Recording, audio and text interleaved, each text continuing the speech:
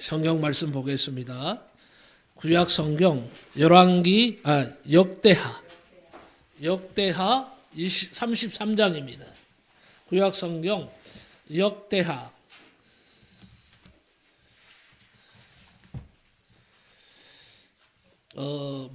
그 목록에 보시면요, 왕, 대, 스 이렇게 나와 있는데 이 대가 역대하입니다. 그쪽으로 펴시면 되겠습니다. 역대도 역대상이 있고 역대하가 있어요. 그래서 역대하를 펼치시기 바랍니다. 역대하 33장.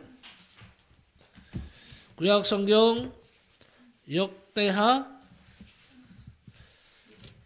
33장입니다. 다 찾으시기 바랍니다. 역대하 33장 10절부터 13절까지.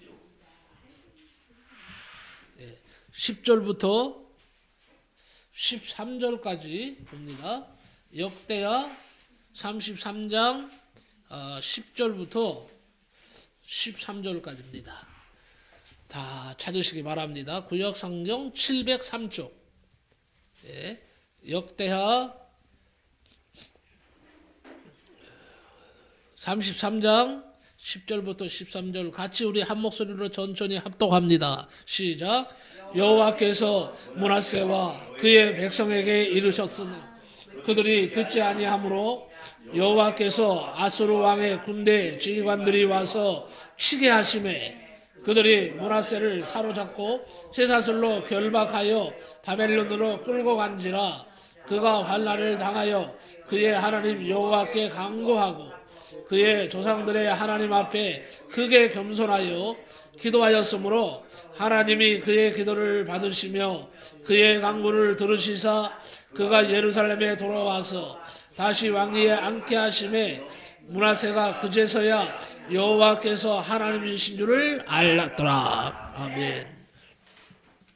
그래서 오늘은요 아주 귀한 말씀이 선포되어질 겁니다. 제목이요, 극적 반전의 대명사 므낫세의 교훈입니다. 반전이라는 거 아시죠? 갑자기 상황이 뒤집어지는 것을 반전이라고 합니다. 극적 반전의 대명사로 불리는 오늘은 므낫세 왕의 얘기를 하면서 므낫세가 무엇을 잘못했으며 또 무엇을 잘했으며 하나님께서 왜 그의 기도를 들으시고 함께 하셨는지 이런 것을 배우는 시간을 갖도록 하겠습니다. 많은 오늘 은혜가 될 줄로 믿습니다. 자, 부모가 신앙이 좋더라도 자녀가 신앙이 반드시 좋은 것은 아닙니다. 목사님 가정의 자녀들이 대부분 잘 돼요. 왜 그런지 아세요? 부모가 뿌린 씨앗이 있기 때문에 잘 되는데 그 중에 특이한 경우가 있어요. 목사님의 자녀인데도 범죄자가 있어요.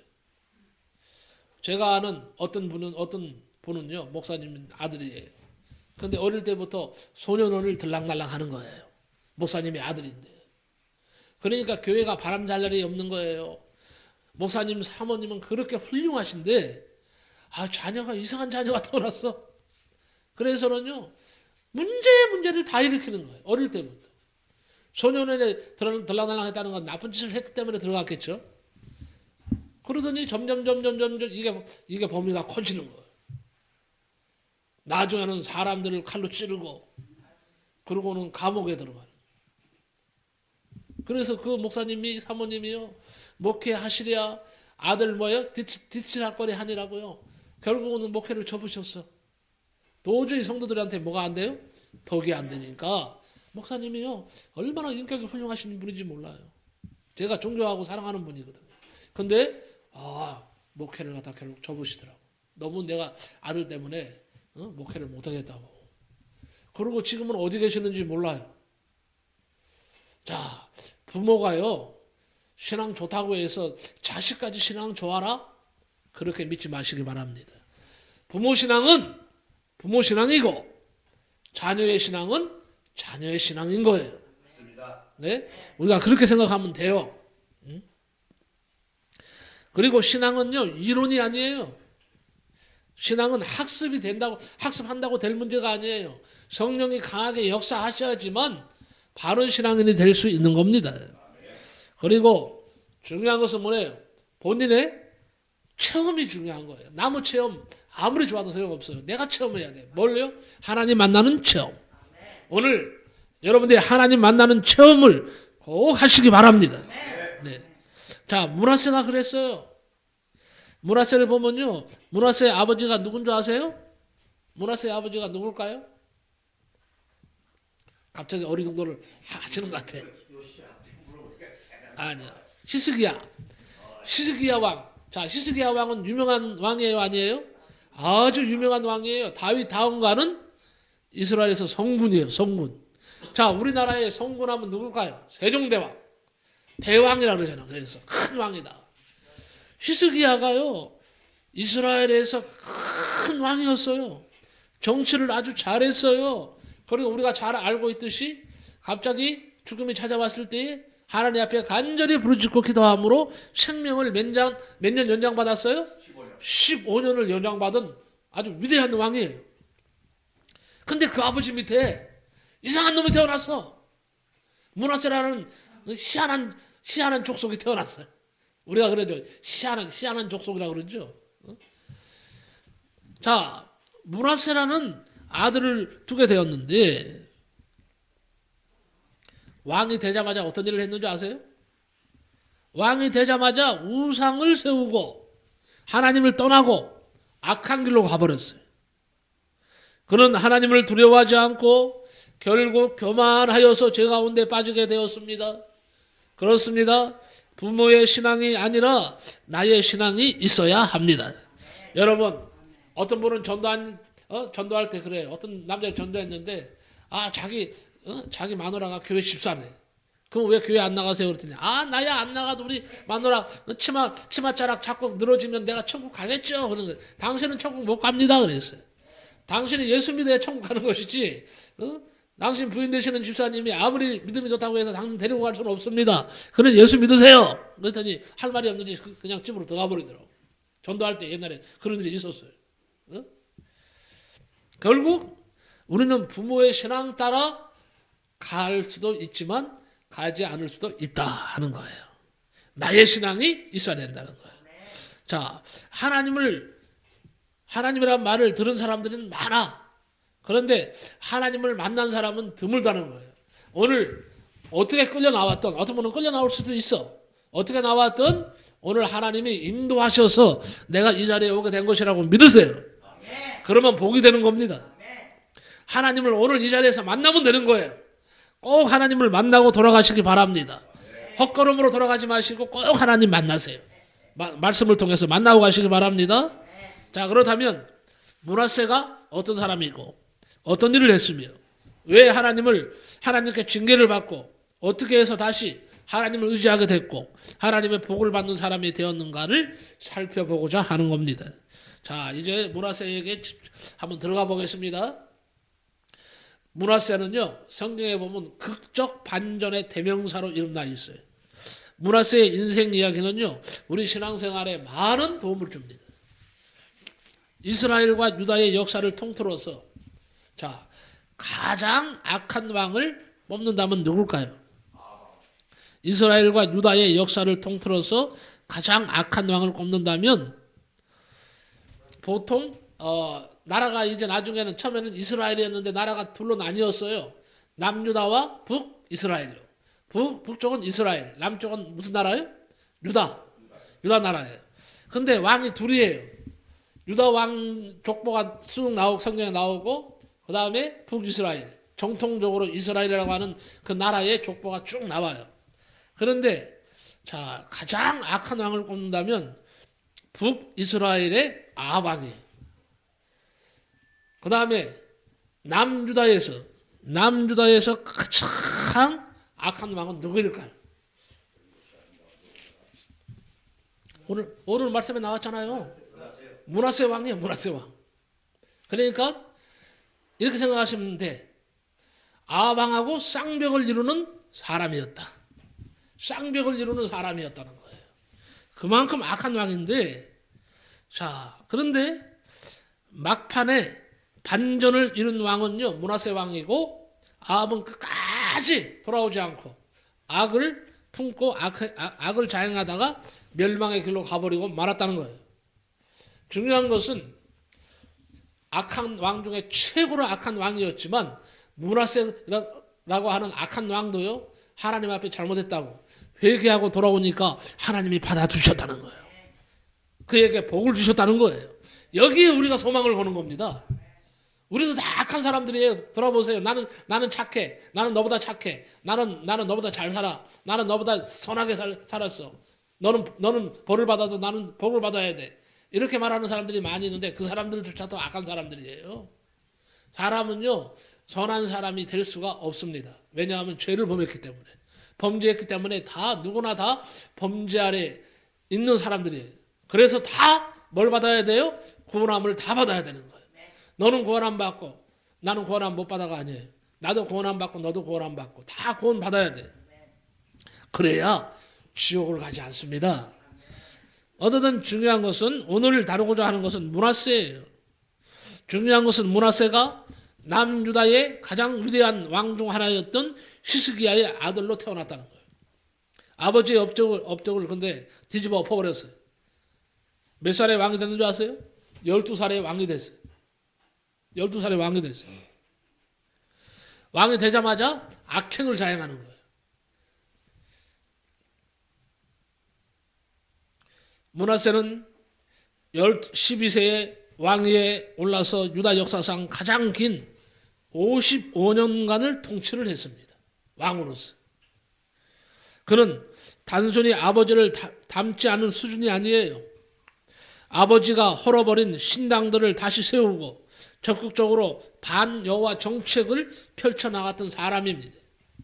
주요 악행을 보면요, 그는 첫 번째가 뭐냐? 하나님 앞에 성전 모독을 했어요. 자, 하나님의 이름이 있는 예루살렘 성전 안에 바알과 아세라를 위한 제단을 쌓았다는 거예요. 예루살렘 성전 안에다가, 성전 밖이 아닙니다. 쉽게 하면 이런 거예요. 한마디로 말하면 여기가 지금 이거는 신성한 공간이잖아요. 교회예요. 여기는 누가 존재하는 거예요? 하나님께서 임재하시고, 그리고 여기서 영광 받으시는 거죠. 이거는 하나님의 처소예요. 근데 여기다가 이방 신상을 갖다가 다 모셔놓고 예배도 안 드리고 여기서 이방 신들을 섬긴다고 생각해 보세요. 하나님이 기뻐하시겠어요? 아니죠. 절대 기뻐할 수가 없죠. 예, 큰일 나는 거죠. 예? 이게 뭐냐? 성전 모독이에요. 신성한 성전 안에 우상을 갖다가 막 만들어 놓고 막 거기서 막 그 음란한 짓을 하는 거예요. 안에서 제사를 지내는 거예요. 그리고 성전 마당도 마찬가지예요. 성전 마당에다가 1월 성신, 별을 숭배하는 제단을 쌓았어요. 아주 악한 일, 하나님이 싫어하는 일만 골라서 한 사람이 누구예요? 므낫세였다. 그 다음에 더 무서운 건 뭔지 아세요? 제사를 드리는데 이방신들한테 제사를 드리면서 사람을 제물로 바쳤어요.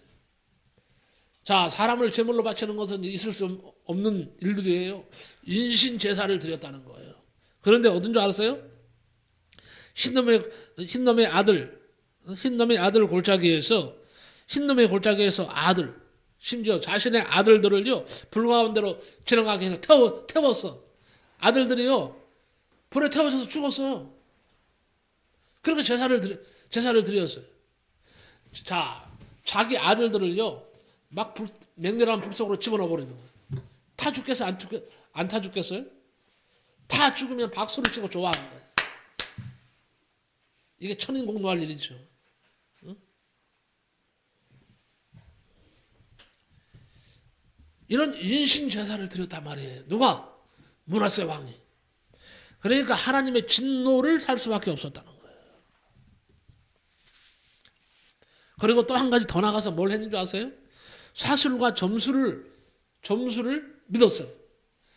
그래서 신접한 자들, 박수 무당들을요, 신음을 했어요. 그들의 말을 들었어요. 그들을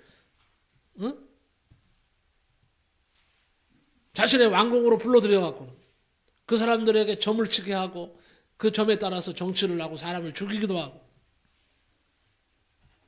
한마디로 말하면 하나님보다 귀신의 가르침을 더 따랐다는 거예요. 그리고 또 한 가지 네 번째로 악행을 저질렀는데 뭐냐? 무지한 자를 학살했다는 거예요. 죄 없는 자들을. 자, 자신의 우상숭배 정책을 반대하는 자들은 모조리 잡아다가 다 처형을 시켰습니다. 심지어는 하나님의 선지자들도 다 반대하는 선지자들도 다 잡아다가 처형을 시켰어요. 의인들을 다 잡아다가 대대적으로 숙청을 했어요. 성경에 어떻게 기록되어 있는 줄 아세요? 이 사건을? 예루살렘 이 끝에서 저 끝까지 피가 가득했다. 므낫세를 말하면서 므낫세 왕을 말하면서 성경에 뭐라고 그러느냐? 예루살렘 이쪽 끝에서 저쪽 끝까지 피가 가득했다는 거예요. 무슨 말이에요? 피바다를 이뤘다는 거예요. 공포 정치를 했다는 거예요. 사람을 무자비하게 죽였다는 거예요. 죄송하지만 저 북한의 김일성이하고 똑같은 놈이요. 김정일이하고 똑같은 놈이요. 얼마나 북한에 많은 선한 사람들이 많이 죽었습니까? 희생됐습니까? 지금도 희생되고 있잖아요. 이렇게 주요 악행들을 보니까 첫째 뭐 했다고요? 신성모독. 두 번째는 뭐예요? 인신제사. 세 번째는 뭐예요? 사술과 점수를 믿었고 하나님보다. 네 번째 무지한 자를 무자비하게 학살했다는 거예요. 네 가지를 한꺼번에 악행을 저질렀어요. 하나님이 가만 두실까요? 절대로 하나님은 가만 두시지 않습니다. 하나님은 이제 심판을 합니다. 그에게 비참한 몰락이 시작됩니다. 하나님은 여러 선지자들을 보내서 경고하셨습니다. 그렇게 하면 벌을 받는다. 그렇게 하지 마라.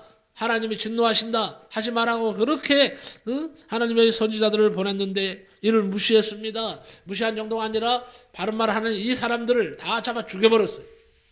처형시켰어요. 결국 하나님은요. 심판의 도구로 어디를 사용할까요? 그 당시 최대의 강대국이었던 아수르라고 하는 나라를 심판의 도구로 사용하십니다. 어느 날 갑자기 아수르 군대가 쳐들어옵니다. 힘도 한번 써보지 못하고 이스라엘이 패망합니다. 멸망합니다. 포로가 됐어요. 왕이 포로가 됐어요. 오늘 말씀에는 쇠사슬에 끌려갔다고 되어 있는데요. 원문에 보면 어떻게 되는 줄 아세요? 원문에 보면요. 이 사람들이 이 아수르 군사들이요. 왕이 있는 자리에 들어옵니다. 그래서 왕을 끌어내립니다. 끌어내린 다음에 쇠사슬로 손을 묶고요. 코 있죠, 코. 코를 꿰뚫어요. 뚫어갖고 소처럼 소 있잖아요. 소에 코뚫이 한다 그러잖아요. 그렇듯이 쇠 말뚝을 여기다 박아요. 이렇게. 쇠고리를. 박은 다음에 줄로 질질 끌어갔어요. 왕을 꽁꽁 묶이고, 손도 묶이고, 발도 묶이고, 코가 한 생각을 한번 해보세요. 코가 꿰어서 코를 줄질질 왕을 갖다 끌고 가는 그 모습을 백성들이 보는 거예요. 왕으로서 얼마나 수모입니까? 하나님은 진노하시면 이렇게 무서운 하나님이세요. 하나님은 사랑의 하나님이시, 잘하는 자들에게는 사랑의 하나님이시지만, 그리고 하나님은 오래 참으시는 하나님이세요. 하나님은 오래 참으시다가 막판에 가서 어떻게 해요? 하나님의 뜻 가운데서 한번 하나님이 진노하시고 분노하시면 이거는 인간으로 상상할 수가 없는 고통이에요. 찾아옵니다. 그래서 끌려가는 거예요. 어디로 끌려가요? 아수르라고 하는 나라로 끌려가요. 그리고 감옥에 쳐넣어버려요.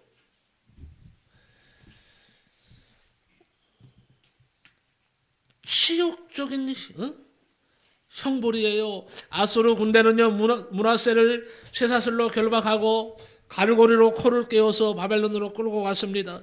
한 나라의 왕으로 당할 수 있는 가장 비참하고 굴욕적인 모습이 아닐 수가 없습니다. 이스라엘의 왕이 쇠사슬에 묶여 포로로 끌려간다는 것은 그 자체가 엄청난 치욕이었습니다. 왕의 권위와 위엄은 땅바닥에 떨어졌습니다. 언약 백성의 영광은 조롱거리가 되었습니다. 그러나 이것은 단순히 정책적 패배가 아니라 영적 문제의 결과였다는 겁니다. 하나님의 성전을 우상으로 더럽히고 박수와 신접한 자를 의지한 대가는 바로 쇠사슬의 굴욕이었다는 거예요. 하나님보다 다른 것을 더 의지하면 결국 그것이 우리를 먹는 쇠사슬이 된다는 사실을 아시기 바랍니다. 세 번째는요. 그런데 감사한 것은 극적인 회개가 있었다는 거예요. 극적인 회개와 변화가 일어납니다. 환난 중에 처한 므낫세는 이제 끌려가죠. 감옥에서 비로소 자신의 죄를 깨닫습니다. 하나님 앞에 간절히 기도하기 시작합니다. 회개의 과정을 보면 그가 하나님 앞에 겸손해졌다고 첫째 말하고 있어요. 교만하고 악하던 왕이 이제는 뭐예요? 이제는 겸손한 자가 됐다는 거예요. 그가 환난을 당하여 그의 하나님 여호와께 간구하고 그 조상들의 하나님 앞에 크게 겸손하게 기도했다고 기록하고 있어요. 하나님이 즉시 응답을 하십니다. 하나님이 그와 함께 하셨다고 그랬어요. 하나님의 응답이 있었습니다. 하나님은 그 최악의 죄인인 므낫세의 간구를 들으시고 마음을 돌이키셨다고 그랬어요. 하나님이 마음을 돌이키셨어요. 그를 다시 예루살렘으로 돌아오게 하십니다. 왕위에 복귀시켜 주십니다. 그래서 그는 지식의 회복이 이루어지고 왕권이 다시 회복됩니다. 그 후에야 므낫세는 드디어 이런 고백을 하죠. 여호와께서 오직 하나님이신 줄을 알았더라. 여호와께서 살아계신 하나님이신 줄을 알았더라. 이 고백만 한 게 아니에요. 회개 이후에 개혁이 일어납니다. 그의 회개는 말뿐이 아니었습니다. 예루살렘으로 돌아온 므낫세는 남은 생애 동안에 자기가 저지른 과오를 닦아내려고 노력을 했습니다. 크게 세 가지가 나와 있는데, 먼저 이방 신들과 성전 안의 우상들을 모두 제거해서 성 밖으로 던졌다고 돼 있어요. 두 번째, 여호와의 제단을 보수하고 화목제와 감사제를 드렸다는 겁니다. 세 번째는 이제는 백성들에게 명령을 내립니다. 오직 여호와 하나님만을 섬기라. 모든 백성들이 다 여호와 하나님만을 섬기라고 명령하고 있습니다. 다시 이스라엘 나라에 평화가 찾아왔습니다. 하나님의 축복하심이 임했습니다. 자, 그렇다면 마지막으로 므낫세가 남긴 교훈이에요. 자, 므낫세의 인생은 두 가지 강력한 메시지를 전달합니다. 첫째, 하나는요, 죄의 심각성이에요. 죄를 지으면 반드시 하나님이 징벌을 하신다는 사실을 꼭 알고 돌아가시기 바랍니다. 그러니까 죄의 심각성을 알아야 돼. 우리가 지금 문제가 뭔지 아세요? 죄를 짓고도 죄의 심각성을 몰라.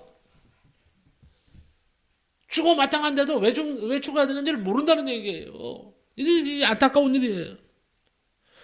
여러분 살아가시면서요, 한번 돌아보시기 바랍니다. 내가 얼마나 죄악 가운데 있는지, 얼마나 하나님 보시기에 무서운 죄를 짓고 있는지를 깨달아야 돼요. 알아야 돼요. 죄의 심각성이 어디까지 가는 줄 아세요? 므낫세가 회개했습니다. 개혁을 했습니다. 그럼에도 불구하고 그가 퍼뜨린 악의 영향력은요, 너무도 깊어서 결국 유다의 멸망을 막지 못했다는 거예요. 결국 가서는요, 유다가 망하고 맙니다. 죄를 용서받아도 그 결과인 대가 지불은 남는다는 경고예요. 두 번째, 하나님의 무한한 자비입니다. 오늘 여러분이 아실 것은 죄의 심각성도 중요하지만 더 중요한 것은 뭐예요? 무한하신 하나님의 자비하심이에요. 용서하심이에요. 죽어 마땅하잖아요. 어떻게 성전 안에다가 신상들을 설치하고 섬기게 하고, 이 성전 안에다가 박수무당을 불러다가 점을 치게 하고 하나님을 버리고, 그것뿐입니까? 무죄한 사람들의 피를 얼마나 많이 흘렸습니까? 이런 사람은요, 세상 말로 하면 죽어 마땅해요. 저 어디 가야 돼요? 감옥 가야죠. 무슨 온도를 받아야 될까요? 사형 온도를 받아도 싸. 안 그렇습니까? 이런 무지막지한 사람이었음에도 불구하고 중요한 것은 뭐예요? 그가 눈물로 회개할 때, 하나님 앞에 잘못했다고 용서를 빌 때에 하나님께서 받아주셨다는 사실. 하나님 뜻을 돌이키셨다는 것은 뭔지 아세요? 하나님이 심판하시려고 작정을 하셨고, 아니 멸망시켰어도 철저하게 멸망시켜버리려고 작정을 하신 거예요. 근데 이 뜻을 생각을 돌이켜서 그를 살리기로 하셨다는 거예요. 살렸어요. 다시 왕으로 복귀했어요. 그리고 5년간 통치를 잘합니다. 그래서 총 몇 년을 갖다 통치하는 거예요? 55년간을 통치하게 된 겁니다. 그럼에도 불구하고 죄가 얼마나 무섭다는 것을 알 수 있는 것은 뭐예요? 결국은 뭐예요? 유다의 멸망을 누가 막지 못했어요? 회개한 므낫세조차도 막지를 못했다. 여러분 죄 지으면 용서 받습니까? 자, 죄를 지었어요, 권사님. 근데 회개했어요. 용서 받아야 안 받아요? 용서 받죠. 그럼 모든 것이 모든 깨끗해져야 되잖아요. 근데 그렇지가 않아요. 죄는 용서받을 수 있어. 죄는 용서받을 수 있는데 죄책이라는 것이 남아요. 이게 문제라는 거예요. 죄에 대한 뭐예요? 책임은 나한테 있는 거예요. 내가 책임을 져야 되는 거예요. 그러니까 결국 죄를 지으면요, 하나님 앞에 회개하세요. 용서받아야 돼. 용서받지 못하면 지옥 가니까. 지옥은 안 가야 될 거 아니에요. 용서를 받아요. 하지만 죄의 결과가 무섭다는 것을 체험할 날이 온다는 겁니다. 왜 그렇게 하셨을까요? 다시 죄의 무서움을 알고 다시는 죄를 짓지 못하게 하려고 하는 하나님의 방책인 거예요. 우리는 따라야 돼요. 자, 그렇다면 오늘 본문을 통해서 중요한 원리를 발견할 수 있는데, 첫째는요, 하나님을 불신하면 고난당할 수 있다. 꼭 깨달으시기 바랍니다. 한번 따라합시다. 하나님을 불신하면 나도 고난을 당할 수 있다. 이 사실을 므낫세를 통해서 꼭 배우시기를 바랍니다. 므낫세는 어린 나이에 왕이 되었지만은 신앙을 버리고 악한 길로 갔습니다.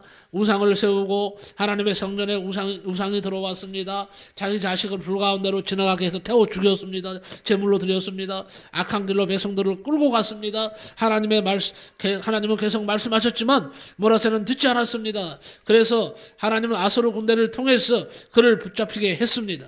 므낫세는 왕이었지만 쇠사슬에 묶여서 아수르로 끌려갔어요. 그러므로 므낫세의 심정이 어떠했을까요? 고통스럽고 치욕스러웠을 것입니다. 오늘날도 마찬가지입니다.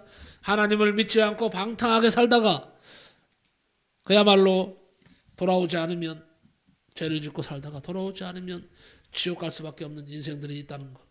그리고 어떤 사람은 나는 목대신앙이니까 나는 웬만하면 난 지옥 안 갈 거야. 그렇게 생각하죠.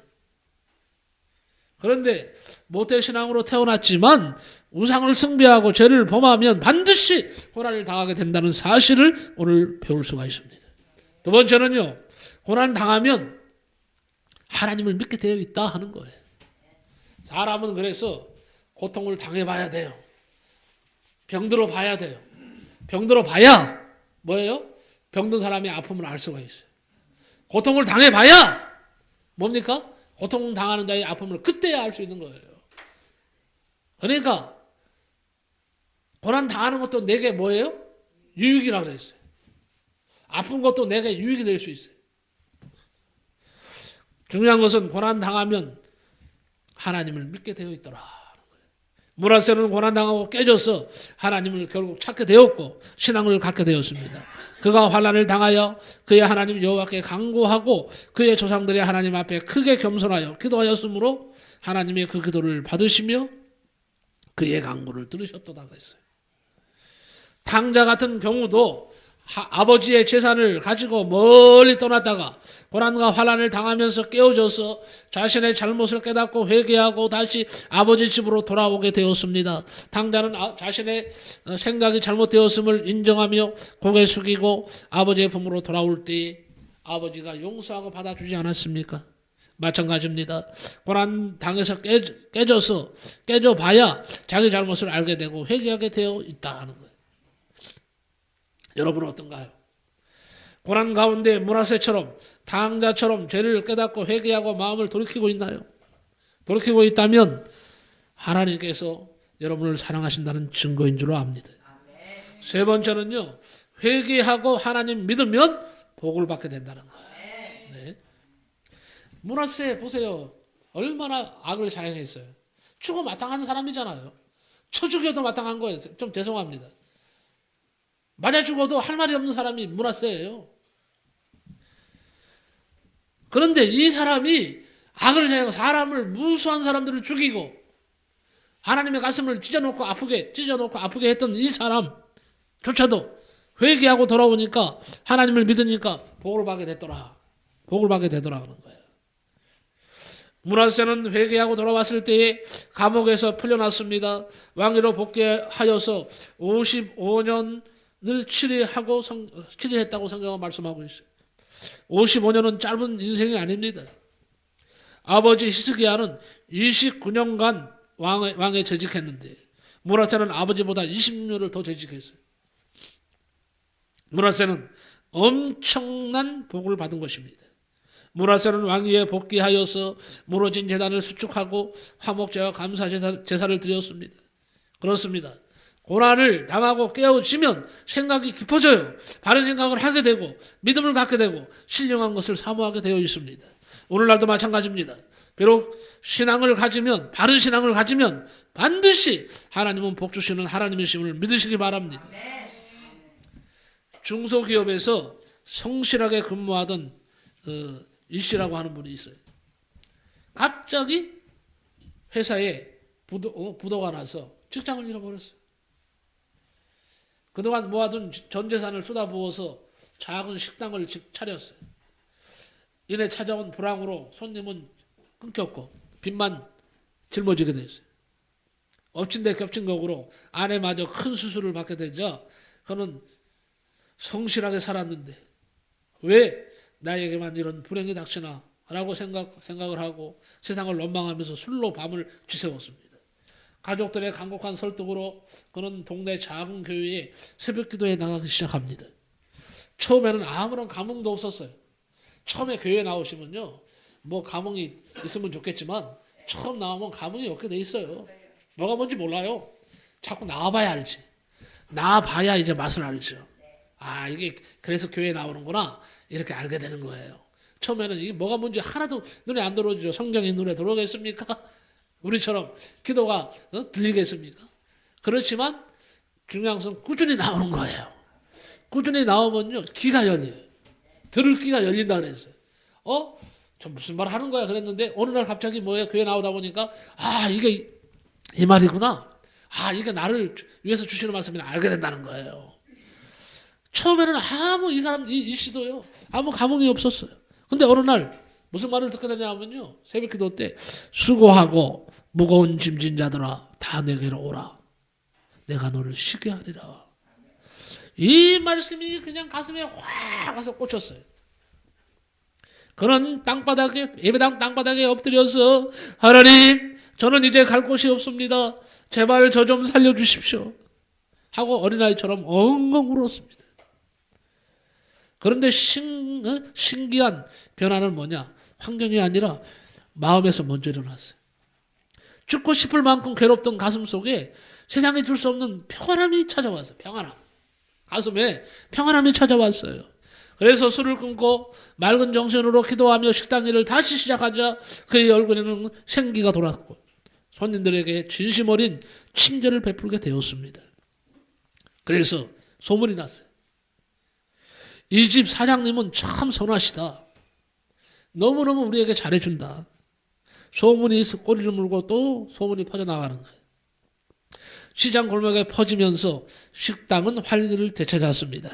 세월이 흘러서 그는 빚도 모두 갚았고 아버지의 아내의 건강도 회복되었고 그는 지금도 작은 트럭으로 배달 일을 하면서 어려운 이웃들을 돕고 있습니다.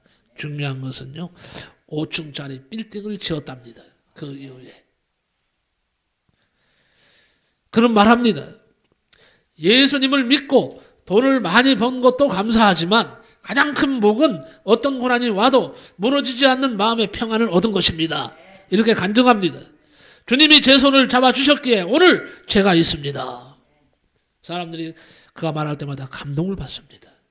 이처럼 예수님을 믿고 받는 복은요, 단순히 문제가 해결되는 것을 넘어서 인생의 주인이 내가 아닌 하나님을 깨닫고 새 삶을 살게 하시는 것입니다. 므낫세의 경험은요, 오늘 우리의 삶에도 그대로 적용됩니다. 첫째, 내 실패와 수치를 숨기지 말고 하나님께 가져가라 하는 겁니다.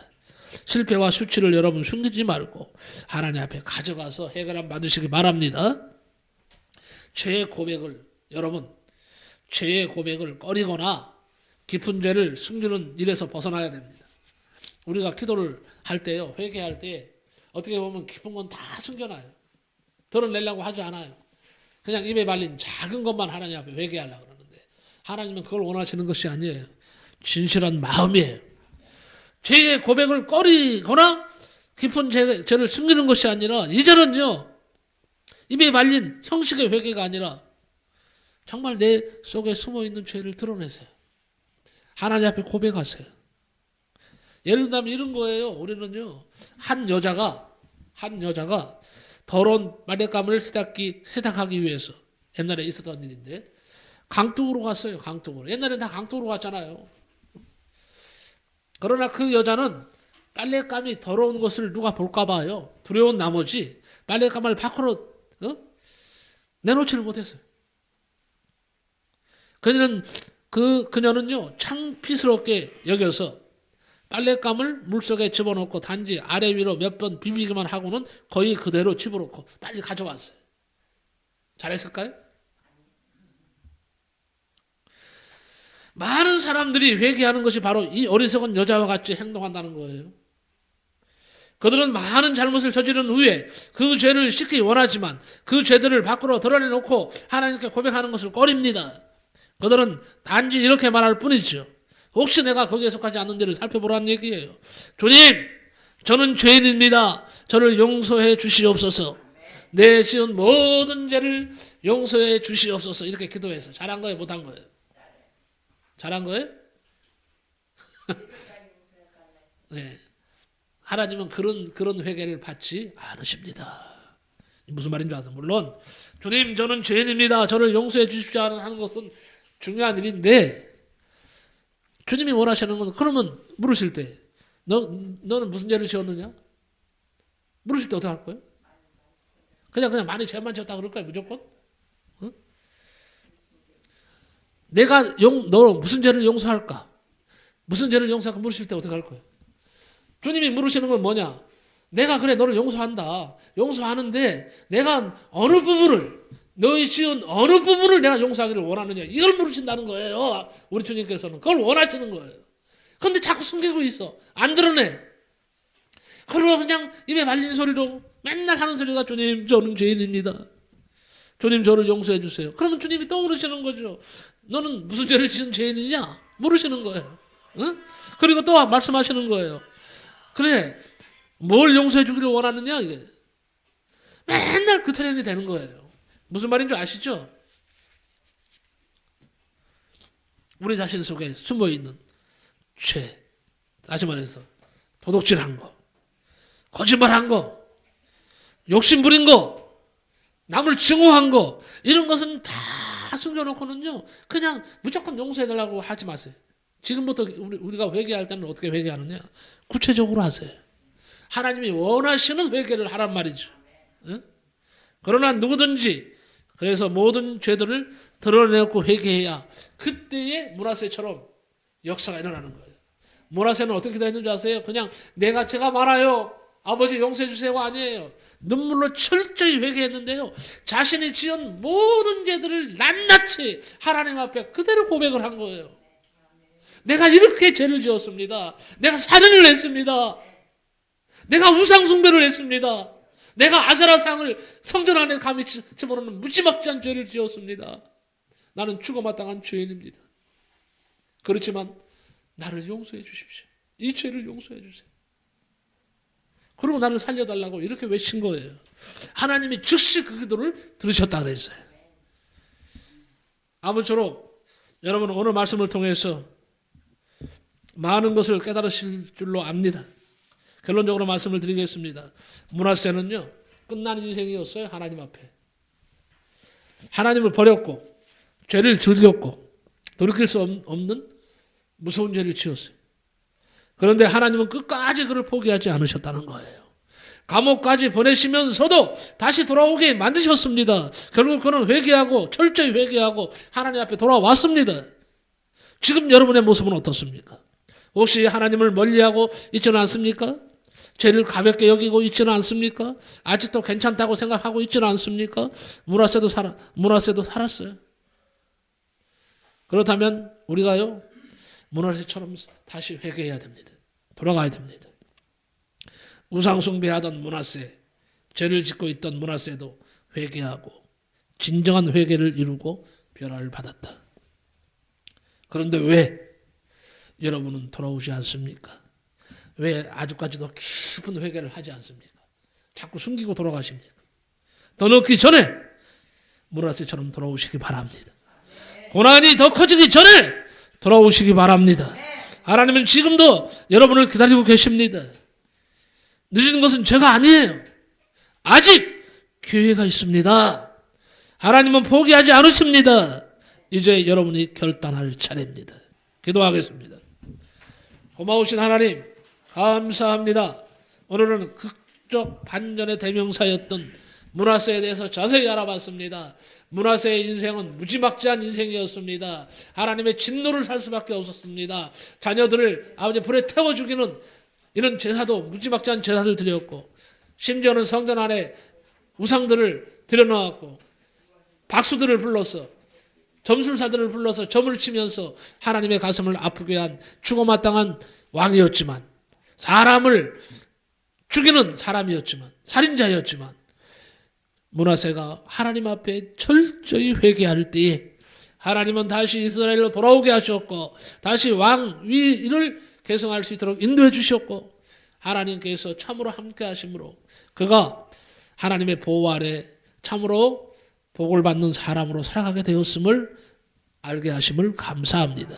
하나님 아버지, 우리가 문하세를 보면서 이 모습이 내 모습이 아닌가를 돌아볼 수 있기를 소망합니다. 철저하게 하나님 앞에 엎드리기를 원합니다. 회개하기를 원합니다. 아버지 하나님을 찾기를 원합니다. 아버지 하나님, 그렇게 할 때 우리 성도들에게 은총을 더하시고 만나 주시옵소서. 모든 문제를 해결해 주시옵소서. 예수님의 이름으로 기도하옵나이다. 아멘.